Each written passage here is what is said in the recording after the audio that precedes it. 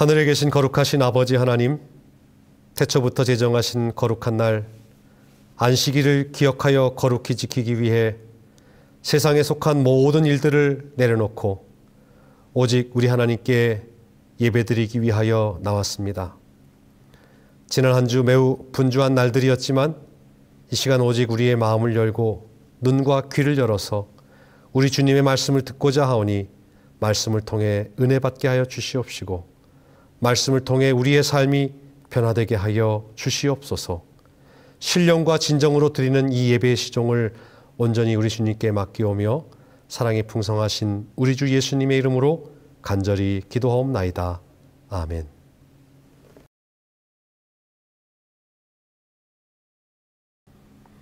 재림 성도 여러분 안녕하십니까? 하나님의 은혜와 평강이 이 시간 우리 모든 성도들과 또 각 가정에 풍성히 임하기를 기원합니다. 먼저 하나님의 성경 말씀 창세기 45장 1절로 5절의 말씀을 읽겠습니다. 오늘 본문의 말씀은 유진 피터슨 목사님이 번역한 메시지 성경을 인용했습니다. 요셉은 더 이상 자신을 억제할 수 없어 자신의 수행원들에게 물러가라, 다들 물러가라 하고 소리쳤다. 요셉은 자기 곁에 아무도 없게 되자 형제들에게 자신이 누구인지를 밝혔다. 요셉이 자기 형제들에게 말했다. 내가 요셉입니다. 정말 내 아버지께서 아직도 살아계십니까? 그의 형제들은 말문이 막혀 한마디도 할 수 없었다. 그들은 자신들이 보고 들은 것을 믿을 수 없었다. 요셉이 형제들에게 말했다. 내게 가까이 오십시오. 그들이 가까이 다가갔다. 내가 바로 형님들의 아우 요셉입니다. 형님들이 이집트에 팔아넘긴 그 요셉입니다. 저를 팔아넘겼다고 괴로워하지도 말고 자책하지도 마십시오. 그 일 뒤에는 하나님이 계셨습니다.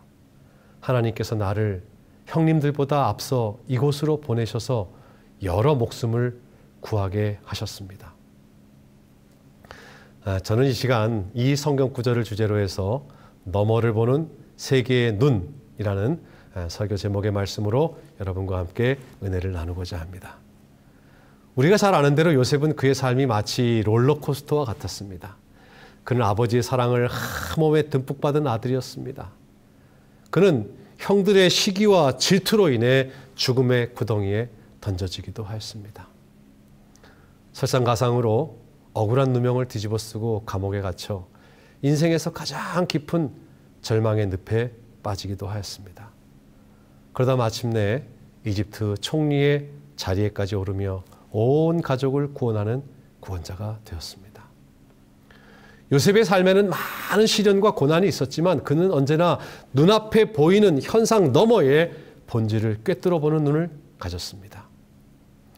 오늘 설교 제목의 말씀이 너머를 보는 세계의 눈인데, 요셉은 눈앞에 보이는 낙담할 만한 상황이나 또 절망스러운 환경을 보는 대신 그 너머를 보는 세계의 눈, 즉 믿음의 눈, 또 소망의 눈, 그리고 사랑의 눈을 가진 사람이었습니다. 오늘을 사는 우리들도 우리의 삶과 주변을 돌아보면 낙담할 만한 상황이나 또 절망스러운 환경에 맞닥뜨릴 때가 얼마나 많은지 모릅니다. 그럴 때마다 오늘 우리가 살펴보는 요셉의 삶을 통해 나타난 현상 너머를 볼 줄 아는 영적인 통찰의 눈을 갖게 되시기를 간절히 바랍니다. 우리는 너무 자주 우리의 눈으로 보이는 것만 진리인 것으로 착각해 좌절하거나 낙심합니다. 비록 우리의 눈에 보이지는 않지만 그 너머의 본질, 그 너머의 약속, 또 그 너머의 이면을 잘 볼 수 있어야 합니다. 여러분에게 한 이야기를 들려드리겠습니다. 어느 날 해와 달이 이제 말씨름을 하고 있었습니다. 해가 말합니다. 나뭇잎은 초록색이야. 달이 말합니다. 아니야, 나뭇잎은 은색이야. 달이 이어서 말하기를, 사람들은 언제나 잠만 자더라. 이 해가 반박하며 말하기를, 아니야, 사람들은 언제나 바쁘게 움직여. 달이 말합니다. 그러게 세상이 왜 그렇게 조용해? 해가 다시 말합니다. 내가 보기엔 언제나 시끄럽던데 뭐가 조용해? 그때 바람이 나타나 딱하다는 듯이 말합니다. 나는 하늘에 달이 떠 있을 때나 해가 떠 있을 때나 세상을 다녀봐서 잘 알아. 해가 세상을 비추는 낮에는 해가 말한 대로 사람들은 바삐 움직이고 시끄럽고 나뭇잎은 초록색으로 보여. 그러나 달이 세상을 비추는 밤이 오면 온 땅은 고요해지고 사람들은 잠을 자고 나뭇잎은 은색으로 보인단다. 마치 해와 달이 본 세상이 둘 다 틀리지 않듯이 우리 눈으로 보는 것이 다가 아니므로 내 눈에 보이는 것만 믿으려 하지 말고 그 너머에 보이지 않는 다른 세계가 있다는 것을 인정할 줄 알아야 합니다. 위에도 잠시 언급했듯이 우리는 눈앞의 현상만 보고 그 너머의 본질을 보지 못하는 경우가 얼마나 많은지 모릅니다. 너머를 본다는 것이 무엇입니까? 제가 시조사에 근무하면서 책을 항상 다루다 보니까 누구보다 책에 많은 관심을 갖고 있습니다. 때로는 책에 쓰여 있는 글자를 읽기도 하지만 행간을 읽으면서 글을 쓴 저자의 의도가 무엇인지를 아는 것도 대단히 중요합니다. 다시 말해서 책을 문자 그대로 해석하며 읽느냐, 아니면 책을 읽을 때 활자 너머의 문맥을 이해하며 읽느냐에 대한 차이를 분별하면서 책을 읽으면 책의 내용과 본뜻을 더욱 잘 이해할 수 있습니다. 우리가 성경을 읽을 때도 마찬가지입니다. 말라기 1장 2절과 3절에 이런 성경 구절이 있습니다. 여호와께서 이르시되 내가 너희를 사랑하였노라 하나 너희는 이르기를 주께서 어떻게 우리를 사랑하셨나이까 하는도다. 나 여호와가 말하노라. 에서는 야곱의 형이 아니냐? 그러나 내가 야곱을 사랑하였고 에서를 미워하였으며 라는 구절이 있습니다. 특히 마지막 구절에 하나님께서 야곱을 사랑하였고 에서를 미워하였다? 이 문자 그대로 해석하면 마치 하나님은 이 편애하는 하나님으로 비춰질 수 있습니다. 그러나 이 성경 구절에 기록된 에서는 에서의 후예, 즉 에돔을 뜻합니다. 다시 말해서 하나님은 야곱, 즉 이스라엘을 사랑하시고 하나님을 등졌던 에서의 후예 에돔을 미워하시고 심판하신다는 의미가 있는 것입니다. 눈으로 읽히는 대로가 전부가 아니기 때문에 눈에 읽히는 대로만 해석했다가는 본뜻을 잘못 이해할 수 있습니다. 최근에 많은 사람들의 인기를 얻고 있는 TV 프로그램이 있습니다. 바로 강형욱 씨라는 반려견 전문가가 출연해서 이상 행동을 보이는 개의 동작을 관찰하고 훈련하여 교정하는 프로그램입니다. 저도 몇 번 이 프로그램을 시청한 적이 있습니다. 견주는 눈에 보이는 개의 어떤 이상 행동에 대해 제대로 이해하지 못하고 자신의 개가 원래 난폭한 성격을 타고나서 그런 경우가 생겼다고 여겼습니다. 그런데 전문가가 훈련하니까 어떤 이상 행동은 불과 1시간 만에 교정되는가 하면 때로는 여러 시간 들여서 교정 훈련을 시켰더니 아주 사나웠던 개가 아주 온순한 개가 되는 것이었습니다. 반려견 전문가인 그는 사람들 모두가 이 개의 이상 행동에만 집중할 때에 그 너머를 자세히 관찰하더니 개를 기르는 사람의 잘못된 훈육 방식을 교정합니다. 심지어는 견주에게 개를 이뻐한다고 잘하는 게 아닙니다. 앞으로는 개를 사랑하지 마세요 라고도 말하는 걸 봤습니다. 그는 사람들이 집중하는 일, 그 너머의 본질적인 문제를 지적하고 이를 해결하려는 모습을 보였습니다. 이처럼 우리 모든 성도들도 우리 신앙생활에 있어서 눈에 보이는 것 너머에 있는 본질을 꿰뚫어 보는 눈을 가지시기 바랍니다. 몇 해 전에 개신교회 대표 신문인 교회연합신문의 강모 목사님을 비롯한 개신교회 목회자 20여 명과 또 우리 재림교회 목회자 10여 명이 베트남 호치민에서 3박 4일 동안 함께 지내면서 안식일을 포함한 재림교회의 교리에 관한 다양한 주제들을 가지고 신학 포럼을 개최한 일이 있었습니다. 그분들은 재림교회에 대하여 우호적이면서 또 안식일 진리에 대하여 나름 열린 생각을 갖고 있고 또 재림교회가 가지고 있는 기별에 대해 굉장한 관심을 갖고 있는 분들이었습니다. 우리 재림교회에서는 남대극 목사님, 김대성 목사님, 또 김일목 목사님 등이 그 포럼에 참석했었습니다. 개신교회 목회자 20명, 또 재림교회 목회자 10여 명이 함께 3박 4일 동안 지내면서 신학적인 주제를 놓고 이렇게 토론하는 일은 매우 특별한 경험이었습니다. 행사 둘째 날 점심시간이 되었습니다. 베트남 호치민의 한 한인 식당에서 한식을 먹게 되었습니다. 한쪽 테이블에는 개신교회 목사님 한 20여 명이 이렇게 3, 4, 5 모여 앉아서 아주 돼지고기 삼겹살 파티를 하고 있는데 우리 재림교회 목사님 상에는 된장찌개와 김치 그리고 각종 나물이 놓여 있었습니다. 식사가 시작되고 얼마 지나지 않아서 저쪽 테이블에서는 아주 삼겹살을 더 달라면서 추가 주문을 했고 저희 테이블에서는 상추 더 주세요, 깻잎 더 주세요, 고추 더 주세요 라면서 각종 푸성귀를 더 달라고 추가 주문하는 웃지 못할 풍경이 벌어졌습니다. 이튿날에도 온종일 포럼이 열렸고 저녁 식사 시간이 되었습니다. 어느 뷔페 식당에서 각자 먹을 음식을 접시에 담아 식사를 했습니다. 저도 접시에 제가 먹을 음식을 담아 먹고 있는데 교회연합신문 강모 목사님이 저기 야외 바베큐장에서 접시에 왕새우구이 10여 마리를 잔뜩 구우셔서 저에게 먹으라고 권하는 겁니다. 목사님, 저기 바깥 마당에 해물 바베큐 코스가 있는데 목사님 드시라고 여기 왕새우구이 구워왔습니다. 이거 좀 드셔보세요 하는 겁니다. 그래서 정중하면서도 좀 곤란한 표정으로 목사님 저는 이거 먹지 않습니다. 그러자 특유의 경상도 사투리로 아니 와 먹는데요. 이 맛있는 걸 와 안 드십니까? 하면서 제 옆에 앉아 맛있게 드시던 기억이 있습니다. 며칠을 그분들과 함께 지내는 동안 돼지고기를 드시는 목사님, 왕새우 구이를 드시는 목사님이 낯설고 어색해서 그분들로부터 저는 작은 문화적인 충격을 받았었습니다. 포럼이 모두 마쳤고 한국으로 귀국하는 날 아침이 되었습니다. 폐회를 앞두고서 며칠간 함께 지내며 느꼈던 그런 소감을 서로 나누는 시간이 있었습니다. 예장통합 측 장로교회의 김모 목사님께서 이런 말씀을 하셨어요.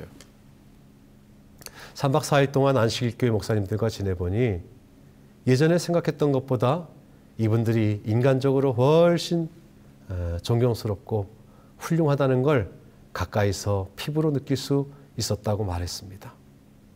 또한 안토니오 도미니스의 말을 인용하면서 본질에는 엄격하되 비본질에는 관대하고 모든 일에 사랑으로 하라 했는데, 우리는 여기 계신 재림교회 목사님들이 우리처럼 돼지고기를 먹네 안 먹네, 왕새구이를 먹네 안 먹네, 입맛이 까다롭네 어쩌네 하면서 비본질적인 문제로 이분들을 흉보고 비난할 것이 아니라, 보다 본질적인 문제에 있어서 이분들이야말로 성경에 나타난 대로 제7일 안식일을 기억하여 거룩히 지키려는 매우 성서적인 사람들이라는 걸 알 수 있었습니다. 이번 기회가 재림교회와 재림교회 목회자들에 대한 이해 폭을 넓힐 수 있는 좋은 기회였다고 말했습니다. 우리 성도들도 우리 교회 안에서 종종 그런 실수를 합니다. 우리 교회에 초신자들이 왔는데 그들에게 너무 엄격한 잣대를 들이대면 그들이 교회에 적응하기도 전에 쉽게 마음의 상처를 받고 교회를 떠날 수도 있습니다. 그러므로 우리가 본질에 대하여는 엄격하되 비본질에 대하여는 관대하게 대하면서 그들의 입장을 이해하려고 한다면 우리 교회를 보다 따뜻한 교회로 만들어갈 수 있게 될 것입니다. 눈에 보이는 것으로 성급하게 판단하고 정죄하거나 비난하는 일을 멈추고 대신 따뜻한 사랑으로 우리의 이웃과 형제를 감싸고 보듬어야 하겠습니다. 너머를 보지 못하면 눈앞에 보이는 것으로 실망하거나 쉽게 좌절합니다. 그래서 너머를 보는 것이 중요합니다. 너머를 보지 못하면 우리의 형제나 이웃을 너무 쉽게 정죄하거나 비난하게 됩니다. 그래서 너머를 본다는 것이 대단히 중요합니다. 사랑하는 성도 여러분, 저는 이 시간 여러분에게 너머를 보는 3가지 방법을 소개하려고 합니다. 어떻게 해야 너머를 잘 볼 수 있을까요? 첫 번째로, 믿음이 있어야 너머가 보입니다. 요셉은 아버지의 큰 사랑을 한 몸에 받은 아들이었습니다. 그러던 어느 날 들뜬 마음으로 형들을 찾아가던 중에 그만 길을 잃었어요. 어떤 사람이 그에게 누굴 찾느냐고 물었습니다. 창세기 37장 16절에 내가 내 형제들을 찾아오니 청하건대 그들이 양치는 곳을 내게 가르쳐 주소서. 드디어 오매불망 그리던 형들을 만나니 요셉은 너무너무 기뻤습니다. 그러나 오히려 형들은 멀리서부터 오는 동생을 죽이려고 계획을 세웠습니다. 부조와 선지자 211쪽의 말씀을 보겠습니다. 요셉은 위험을 알지 못했고 오랫동안 찾던 목적이 이루어진 것을 기뻐하며 그들에게 가까이 다가갔다. 그러나 기대했던 환영 인사 대신 그는 그들의 분노와 복수심에 불타는 눈초리를 보고 떨었다.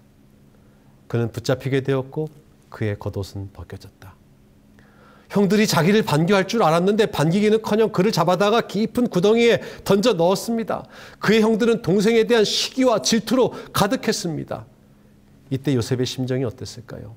남들도 아니고 형들이, 어떻게 사랑하는 형들이 나를 이렇게 비참한 신세로 몰아갈 수 있을까? 요셉은 절망의 구덩이에 빠졌습니다. 요셉은 기가 막힌 구덩이에 빠졌습니다. 아마도 자기의 눈을 의심하고 자기의 귀를 의심하고 자기의 볼을 꼬집어 보았을 것입니다. 요셉은 그 절망의 구덩이에서, 그 기가 막힌 구덩이에서 사방이 막혔지만 그에겐 오직 하늘만 보였을 것입니다. 그래서 위로 열린 하늘을 바라보았습니다. 부조와 선지자 213쪽입니다. 그때 요셉의 생각은 그의 아버지의 하나님께로 향하였다. 그리고 믿음으로 하나님께서 자기의 삶을 붙드시고 인도하시리라 굳게 믿었습니다. 여러분, 믿음이 무엇입니까? 특별히 예수 그리스도를 믿는 믿음은 오늘을 사는 우리를 구원에 이르게 하고 영원한 생명으로 인도합니다. 요셉처럼 우리의 형편이 어떠하든지 하늘을 바라보고 위에서부터 우리를 구원하시는 구원자 예수 그리스도를 굳게 믿고 의지하시기를 바랍니다. 불행한 우리의 현실 너머로 하나님께서 약속하신 땅을 믿음의 눈으로 바라보시게 되기를 간절히 바랍니다. 믿음이 있어야 넘어가 보입니다. 믿음이 없으면 불안정한 주변 외부 환경에 흔들릴 수밖에 없습니다. 오직 예수 그리스도를 향한 믿음만이 우리를 강건하게 하고 담대하게 합니다. 믿음의 사람 사도 바울은 이 절망스러운 환경인 감옥에서도 찬송했습니다. 사도행전 16장 25절에 보면 한밤중에 바울과 실라가 기도하고 하나님을 찬송하며 죄수들이 듣더라 했습니다. 사랑하는 성도 여러분, 우리 주님의 재림이 가까울수록 우리는 점점 더 두려운 일들을 우리 주변에서 겪게 될 것입니다. 더 큰 위기가 우리 앞에 이르러 오기 전에 평소 우리의 믿음을 더욱 굳게 하고 요셉이 그랬던 것처럼 너머를 보는 믿음의 눈으로 하나님의 약속을 바라보시게 되기를 간절히 바랍니다. 새들은 바람이 가장 강하게 부는 날에 집을 짓는다라는 말이 있습니다. 바람이 그치기를 기다려서 집을 지으면 날기도 쉽고 집을 짓기도 쉽습니다. 하지만 바람이 불지 않는 날 지은 집은 약한 바람에도 쉽게 허물어집니다.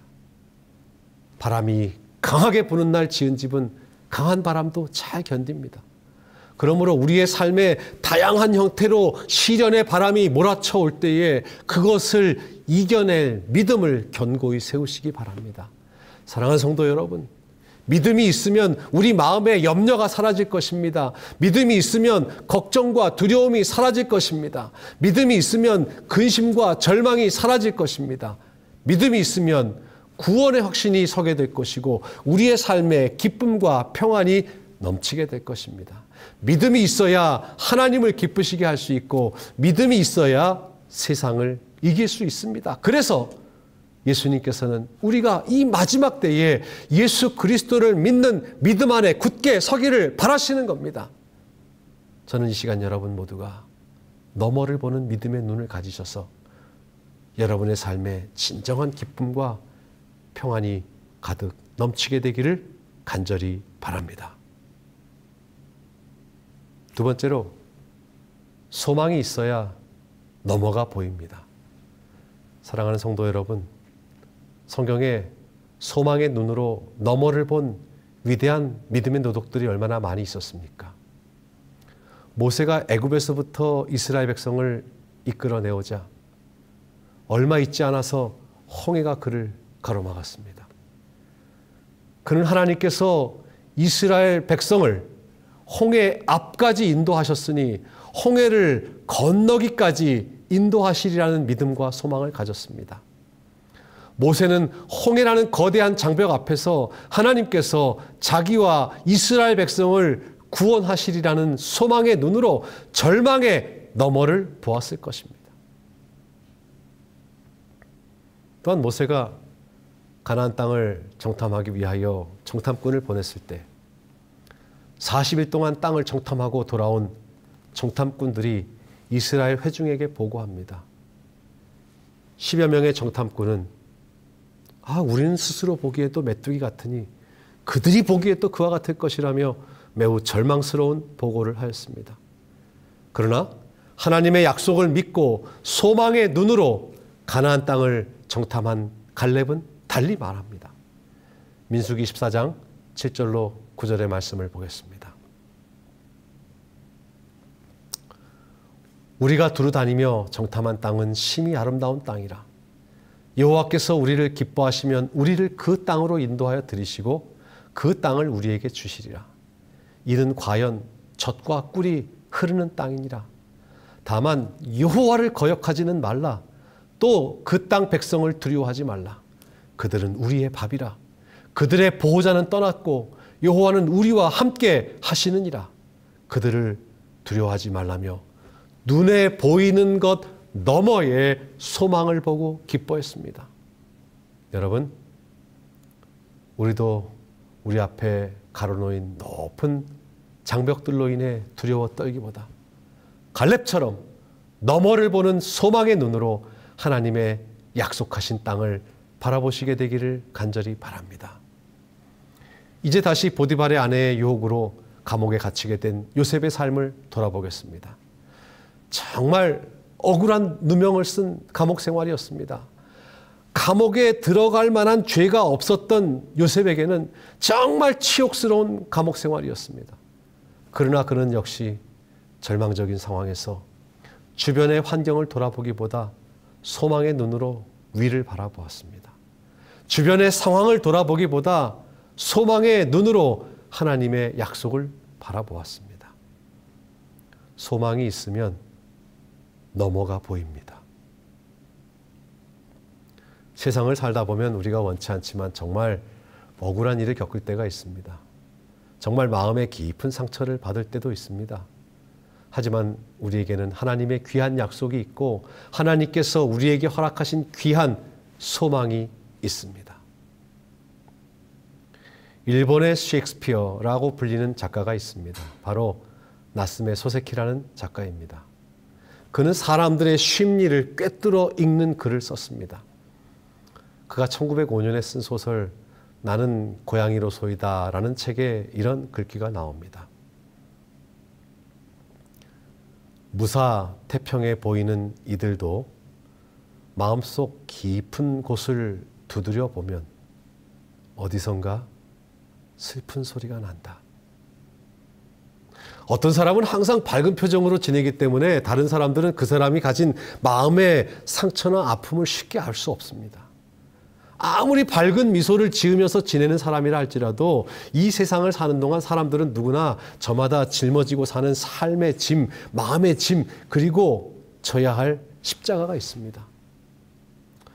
우리 그리스도인들은 소망 없이 삶의 무거운 짐에 눌려 지내고 있는 우리 주변의 이웃의 형편을 부지런히 살피고 돌봐야 할 책임이 있습니다. 아무런 소망 없이 고통 가운데서 헤매고 있거나 삶의 무게에 짓눌려서 허덕이고 있는 사람들에게 도움의 손길을 펼쳐야 합니다. 그래서 그들에게 소망의 이유를 알려주고 그들로 좌절을 듣고 일어설 수 있도록 격려해야 하며 나아가 영원한 하늘의 소망을 발견하도록 도와야 합니다. 그러기 위해서는 우리가 먼저 현실 너머의 영원한 하늘 소망을 마음에 간직할 수 있어야겠습니다. 우리에게는 놀라운 소망, 영원한 소망이 있습니다. 비록 죽음으로 사랑하는 가족, 사랑하는 이웃을 잃는다 할지라도 우리에게는 그들을 다시 만날 부활의 소망이 있습니다. 이 세상은 여러 징조들로 점점 지구 종말의 위기를 맞고 있지만 우리에게는 온 인류를 구원하시기 위하여 다시 오시는 예수 그리스도의 복스러운 재림의 소망이 있습니다. 당장 우리 앞에 놓인 불행한 현실에 발목을 잡혀 힘겨워하기보다 소망의 눈으로 저 너머에 약속하신 하늘 가나안 땅을 사모하는 저와 여러분이 되시기를 간절히 바랍니다. 세 번째로 사랑이 있어야 넘어가 보입니다. 이제 처음 읽었던 오늘 본문의 말씀을 다시 보겠습니다. 요셉이 총리의 자리에 앉았습니다. 그 괘씸한 형들이 자기 앞에 무릎을 꿇고 엎드려 있습니다. 요셉으로서는 얼마나 복수하기 좋은 자리이며 그 얼마나 벼르고 고대했던 날이었겠습니까? 성경 보겠습니다. 요셉이 형제들에게 말했다. 내게 가까이 오십시오. 그들이 가까이 다가갔다. 내가 바로 형님들의 아우 요셉입니다. 형님들이 이집트에 팔아넘긴 그 요셉입니다. 저를 팔아넘겼다고 괴로워하지도 말고 자책하지도 마십시오. 그 일 뒤에는 하나님이 계셨습니다. 하나님께서 나를 형님들보다 앞서 이곳으로 보내셔서 여러 목숨을 구하게 하셨습니다. 요셉은 이 복수의 자리를 용서와 화해의 자리로 만들었습니다. 요셉은 사랑의 눈으로 너머를 보았습니다. 너머를 볼 수 있었기에 형들을 용서할 수 있었습니다. 저는 이 대목에서 언제나 너머를 보시고 죄인의 마음을 헤아리시는 예수님의 사랑의 눈이 보였습니다. 요한복음 8장 5절에 보면 서기관들과 바리새인들이 현장에서 가늠하다 잡힌 여인을 붙들고 왔습니다. 모세의 율법에 이러한 여자를 돌로 치라 명하였거니와 선생은 어떻게 말하겠나이까? 라며 예수님을 시험하려고 했습니다. 사람들은 현장에서 가늠하다 잡힌 여인의 죄만 보았고 그 죄에 대한 형벌로서 살기등등한 태도로 그녀를 돌로 치려고 했습니다. 그러나 예수님은 이 모든 현상 너머로 불쌍한 그 여인의 모든 형편과 그 여인의 내면을 읽으셨습니다. 그리고 사랑의 눈으로 너머를 보셨습니다.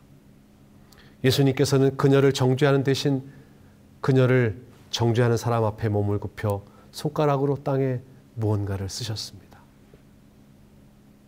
고소하던 이들이 하나 둘씩 물러가고 그 여자만 남았습니다. 사랑과 동정의 눈빛으로 여인을 내려다보시며 예수님께서 말씀하십니다. 요한복음 8장 10절과 11절의 말씀입니다. 너를 정죄하는 자가 없느냐? 그 여인이 대답하되 주여 없나이다. 예수께서 가라사대 나도 너를 정죄하지 아니하노니 가서 다시는 죄를 범치 말라 하시니라.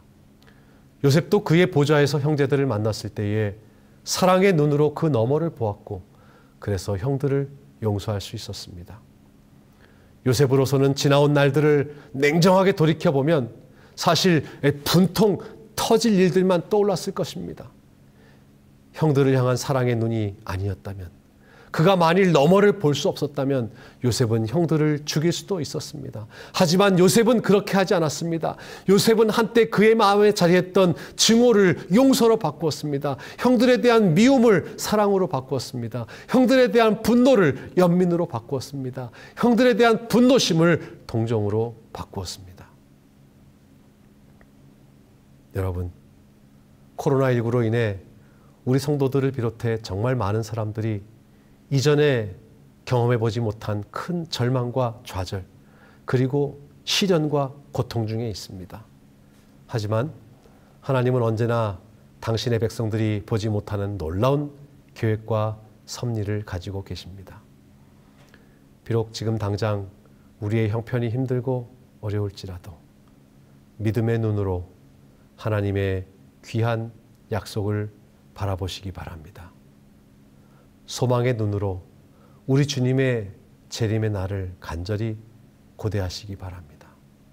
또한 언제나 우리를 사랑의 눈으로 보고 계시는 우리 예수님처럼 모든 사람을 용서의 눈으로 바라보시는 저와 여러분이 되시기를 간절히 바랍니다. 사랑하는 성도 여러분, 우리에게 너머를 볼 수 있는 믿음의 눈, 소망의 눈, 사랑의 눈이 있다면 우리의 삶에 참된 기쁨과 평안이 넘칠 것입니다. 이 시간 우리 하나님께서 우리 모든 성도들에게 너머를 보는 세계의 눈을 주셔서 우리 모두가 우리 주님 안에서 영원토록 참된 기쁨과 평안을 누리시게 되기를 바라면서 말씀 마치겠습니다.